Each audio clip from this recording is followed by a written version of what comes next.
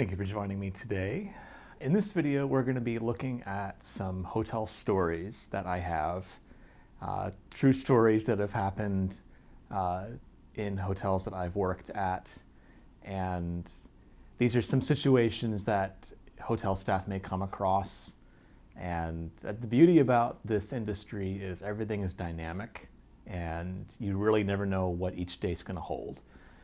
You could have a very active day, you could have a very slow day, you could have a lot of things potentially end up in a different scenarios that sometimes go wrong. It all really depends, and because you work with people so much, you get to see an interesting side of people in general.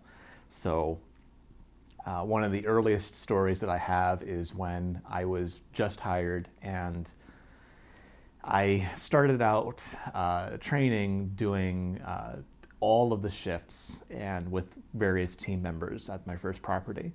And so there was another individual who was hired at the same time that I was, and he made a big mistake. He did not, one time, he did not get a secured method of payment from a guest who ended up staying at the hotel.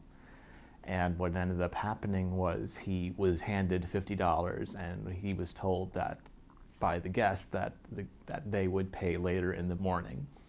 That supposedly the guest gave some sort of sob story and just tried to make an impression on this individual and tried to say, "Oh, I don't have enough money, or I just need the room for tonight.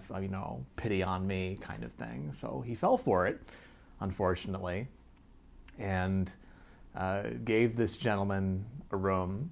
And in the morning, this gentleman tried to sneak off without paying the rest of the bill.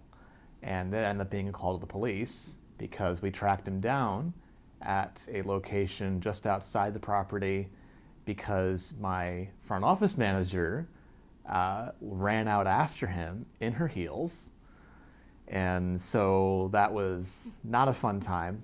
And yeah, he also didn't check the gentleman's ID, so that was not good. So not a great outcome. I'm not sure if charges were pressed or if they secured the rest of the payment, but that's all that I can remember. Not a good time for us. So that was a strict reminder of you cannot fall for people's sob stories, especially when they only give you not even half of the amount for room and tax, and then you cannot do that. You absolutely cannot do that. So this individual who used to work for us ended up quitting shortly after. So I don't think he was suited to this career field.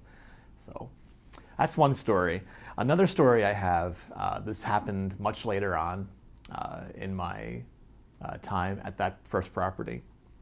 New Year's has always been kind of a interesting time in terms of just the amount of people that you get and their antics.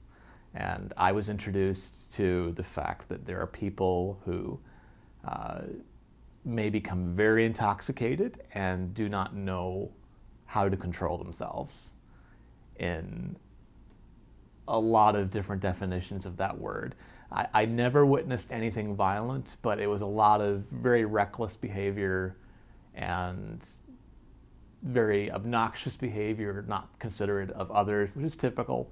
But what ended up happening at this particular New Year's was we had a reservation under a certain name, and I never saw the person who booked the reservation. I only saw wife and kids. Now, I saw at the time 2 kids. I didn't realize, but later on I found out there were 3. So this person, wife, was getting very intoxicated through the night. And I was very concerned because she kept going out to have a cigarette, and I was doing my best to keep the main entrance ice-free and snow-free, and it was snowing and icy that night, and I was praying that she did not trip and fall outside, and she did not, to her credit, despite being very intoxicated. She tried to get me to help her get her an Uber or a Lyft, and she wanted to have her dad come over and stay, and that didn't end up happening because she was just too intoxicated, and I'm not sure how that phone conversation went because she was calling her dad at the time, but she ended up urinating on the lobby chair that she was sitting in. So that wasn't too good, and she was on the phone while that happened, and that was not ideal, not ideal. And so I eventually helped her contact an Uber to get her back home, and I kept asking her, are your kids okay? Are your kids with somebody safe? And she said, oh, yeah. I'm like, okay, but you're intoxicated. Do I really believe you?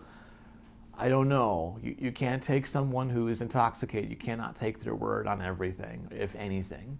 So I helped her into her cab at 2 a.m. And yeah, interesting. So like an hour later, I hear crying from the room that was booked for them under the other person's name, the husband's name. And so I knocked on the door, and I've heard the crying because we do property walks, twice every shift. And so I heard that, and I knocked on the door and didn't hear any response. I tried knocking louder. Hello, front desk, nothing. And I ended up calling the room several times. I called maybe 6 times outside of the room with my cordless, no response. The crying had stopped, and I got really concerned, and I didn't know what was wrong with the child, or because I tried to open the door because at this point I was concerned for the child's safety. That was my main concern. And so I couldn't get the door open because I'd had the security latch, and at the time I didn't know how to open the security latch. So I made the executive decision early in the morning to call the authorities, and I said, hey, I'm concerned about the child's safety. I have no idea how many children are in that room, or if the child's okay because the crying stopped. I don't know if there's an adult present with them. Turns out there was an adult present, also intoxicated. Not ideal. And it took 2 officers to get this gentleman to wake up from his intoxicated sleep. And so not good. The kid was okay. The kids were fine. That's all I cared about. I didn't care about anything else. And I left it at that. And the evening went on as it was supposed to. I was able to get breakfast done on time because at that property, night shift does breakfast as well. So you prepare breakfast for the breakfast attendant. So everything went just smoothly. I don't know if he complained to my FOM later, but if he did, nothing was ever discussed with me. As far as I know, they never booked at the hotel again, but not ideal. So these are just some of the stories I have. I have quite a lot more. The goal here is just to share some hotel stories with my viewers that maybe if you are in the hotel field, you may have had a similar encounter with people.